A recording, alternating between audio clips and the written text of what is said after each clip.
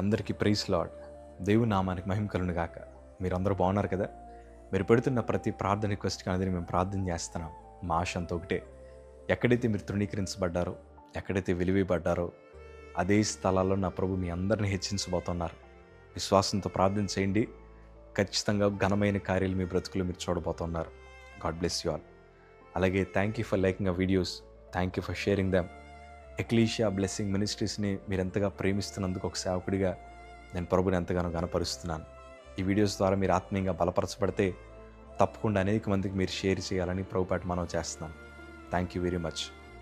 చాలాసార్లు అన్ని పరిస్థితులు మన చేయి దాటిపోయినప్పుడు ఇంకంతా అయిపోయింది, ఇంకే మార్గం లేదని మనం చాలా నిరుత్సాహపడిపోతూ ఉంటాం. అప్పుల సమస్య తీరకపోయేసరికి ఇంకెక్కడితో నా బ్రతుకు అయిపోయింది, ఇంక బ్రతుకుండి ఏం ప్రయోజనం, ఇంకంతా అయిపోయిందని వెనుకడుగు వేస్తున్నారు.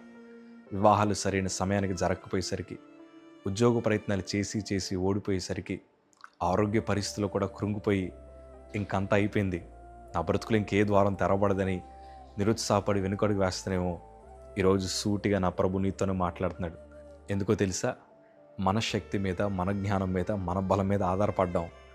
అలా ఆధారపడితే ఖచ్చితంగా మనం ఓడిపోతాం. అలా ఆధారపడితే ఇంకెటు మార్గం మనకు దొరకదు. కానీ ఇలాంటి క్లిష్టమైన సమయాల్లో మనల్ని కాపాడడానికి ఒక దేవుడు ఉన్నాడన్న సంగతి మరొకసారి జ్ఞాపకం చేస్తున్నాను.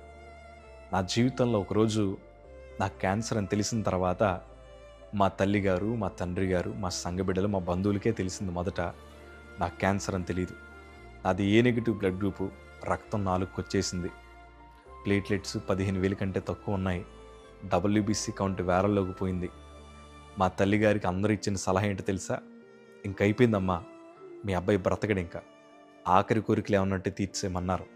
ఆ టైంలో నా పరిస్థితి ఎలా ఉందంటే తిండికి కరువాసిపోయి ఉన్నాను. అప్పుడే భోజనం చేసి 3.5 నెలల పైన అయిపోయింది.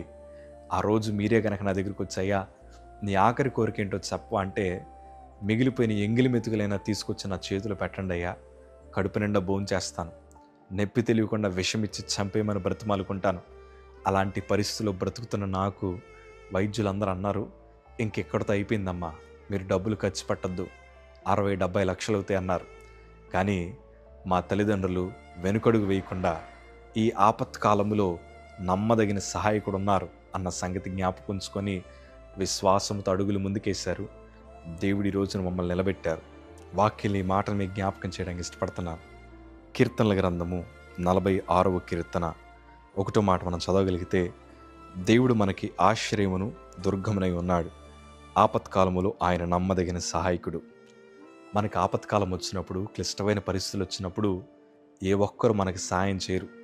అందరూ ఇచ్చే సలహాలు ఎలా ఉంటాయంటే, ఇంక నీ బ్రతుకులు ఏమవ్వదయ్యా, ఇంక నీ బ్రతుకులు నువ్వేం చేయలేవయ్యా, నీకు సాధ్యం కాదయ్యా, నీ అప్పులు తీరవు, నీకు వివాహం జరగదు, నీకు ఉద్యోగం రాదు, ఇంక ప్రయత్నాలు చేయొద్దు, నీ ఆరోగ్యం బాగుపడదని రకరకాల సలహాలు నీకు వినిపిస్తున్నా, ఈరోజు నేను ఒక మాట చెప్తాను. ఆపత్కాలములో మనల్ని బలపరచగలిగిన దేవుడు ఒక ఆయన ఉన్నారు. ఆయన మన సహాయకుడు. ఆయన నీ పక్షాన్ని నిలబడడానికి ఇష్టపడుతున్నారు. ఎన్నడూ వెనుకడుగు వేయద్దు. విశ్వాసంతో ఒక అడుగు ముందుకై భవిష్యత్ అద్భుతంగా మార్చడానికి నా ప్రభు సిద్ధంగా ఉన్నాడు. మనుషుల మాటలు వినకుండా దేవుని మీద ఆధారపడి ఒక అడుగు ముందుకై నీ ఓటములని విజయములుగా మార్చడానికి నా ప్రభు ఉన్నాడు. ఇంకంతా అయిపోయిందని నువ్వు అనుకోద్దు. దేవుడు ఒక నూతన ప్రారంభాన్ని నీకు ఇవ్వబోతున్నాడు అన్న విశ్వాసంతో అడుగులు ముందుకై సంతోషకరమైన సాక్ష్యాలని బ్రతుకులను వింటావు. దేవుడు అట్టి